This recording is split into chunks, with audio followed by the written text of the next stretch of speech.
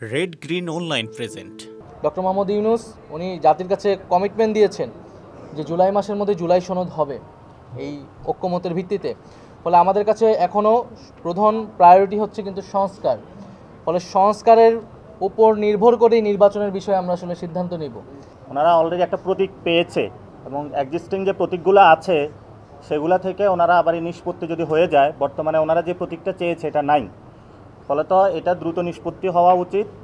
ভবিষ্যতের যে প্রতীকগুলো আমরা চেয়েছি নির্বাচন কমিশন অন্তর্ভুক্ত করুক, কারণ বাংলাদেশের যে প্রতীকগুলো বর্তমানে রয়েছে এখানে আমরা ভালো কোনো প্রতীক দেখতে পাই না। ফলে তো সেখান থেকে আসার পরে তখন ইলেকশন কমিশন সিদ্ধান্ত নেবে। তবে ওনার যে পদ্ধতিগত একটা ভুল ছিল সেটা সবাই এখন লেখালেখি করতেছে, কথা বলতেছে, সেইটা নিয়ে আমরা কোনো সমস্যা হবে বলে মনে করি না।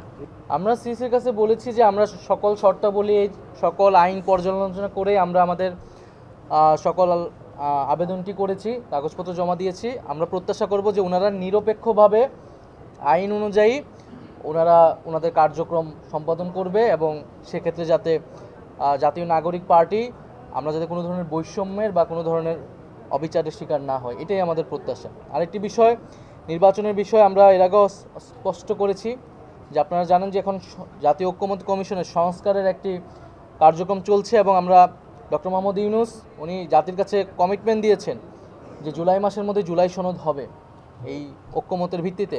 ফলে আমাদের কাছে এখনও প্রধান প্রায়োরিটি হচ্ছে কিন্তু সংস্কার। ফলে সংস্কারের উপর নির্ভর করেই নির্বাচনের বিষয়ে আমরা আসলে সিদ্ধান্ত নিব।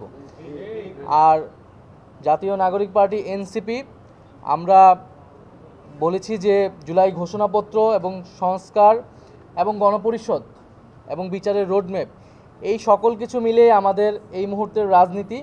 তো সেক্ষেত্রে একটা নিয়মতান্ত্রিক প্রক্রিয়া হিসেবে একটা রাজনৈতিক দলকে আসলে নিবন্ধন নিতে হয়, শর্তাবলী পূরণ করতে হয়, আবেদন করতে, আমরা সেই নিয়মতান্ত্রিক কাজটাই করছি। কিন্তু আমাদের এখনও প্রধান প্রায়োরিটি, প্রধান কাজের জায়গাটা হচ্ছে সংস্কার এবং যে বিচার, সেই বিচারগুলো নিশ্চিত করা এবং গণঅভ্যুত্থানের যে আকাঙ্ক্ষা ছিল, এবং আমরা জানি যে আপনারা জানেন যে জুলাই আসতেছে সামনে, এবং সেই জুলাই মাসে যাতে আমরা আমাদের সেই গণঅভ্যুত্থানের আকাঙ্ক্ষাগুলোর যে বাস্তবায়ন এবং গত এক বছরের মধ্যে আমরা আসলে কেন পারলাম না, আমাদের সীমাবদ্ধতাগুলো কি, এবং এই সরকার থাকা অবস্থায় সামনের সময়গুলো আমরা কিভাবে কাজে লাগিয়ে সেই দাবিগুলো পূরণ করব, সে বিষয়ে আমরা কাজ করব।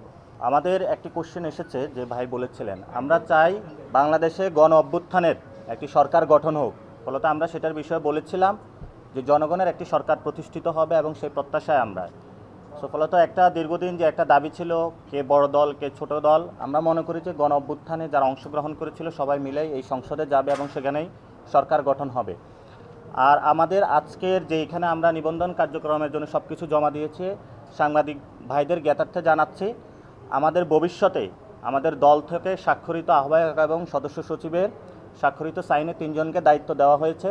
আমি আপনাদের সামনে তাদেরকে পরিচয় করিয়ে দিচ্ছি, তাদের সাথে আপনারা যোগাযোগ রাখবেন, আমাদের সব ইনফরমেশন তাদের কাছে থাকবে, আমাদের ইলেকশন রিলেটেড সম্পর্কিত সব কিছু।